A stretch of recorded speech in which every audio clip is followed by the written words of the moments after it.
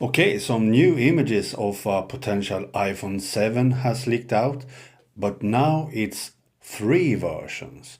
The normal 4.7-inch iPhone 7 and the larger 5.5-inch iPhone 7 Plus, and also the larger 5.5-inch iPhone 7 Pro. And as you can clearly see in the images, the only difference between the iPhone 7 Plus and the iPhone 7 Pro is that the Pro version has a dual lens camera and a smart connector on the back. Otherwise, they look identical in size and everything. It looks like the iPhone 7 Plus has the exact same camera as the smaller iPhone 7 has. And I personally think that this is a way for Apple to have three different price ranges. The smaller 4.7-inch iPhone 7 will of course be the cheapest, and then one small tiny step up will be the iPhone 7 Plus, the 5.5-inch iPhone 7 Plus.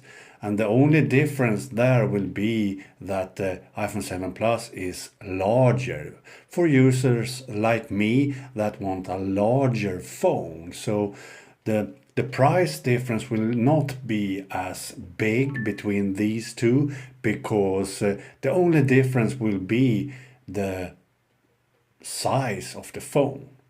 But also for pro users like me that uses my devices for pro use. For example, using my Nexus 6P for everything now. I use it for recording videos like this and then edit the videos later on and then publish the videos on my YouTube channel as a YouTuber. The iPhone 7 Pro will be an excellent device for such pro users, because it will have some big different things from the same sized iPhone 7 Plus. In this case, it will be a dual lens camera and a smart connector. And the smart connector could be used for external keyboards, for example, that makes the iPhone 7 Pro into a small laptop with a case like the smart case from Apple that connects to the smart connector. So you can have an external keyboard always with you with the iPhone 7 Pro. So such Pro features will eventually come to the iPhone 7 Pro now. And hopefully next year Apple will drop the numbers from the names, as I said many times before, and just call them iPhone, iPhone Plus and iPhone Pro. That will be much easier to understand how Apple thinks and so on. And then I think the iPhone Pro next year will have a 5.8-inch display in the same sized phone as the iPhone Plus.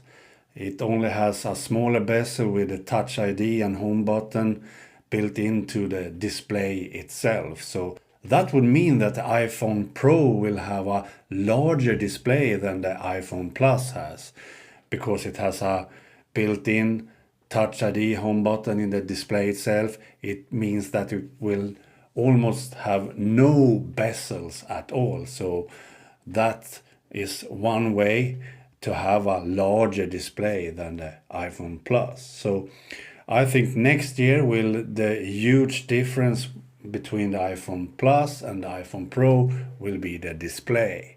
This year it's the smart connector and dual lens camera. Okay, bye.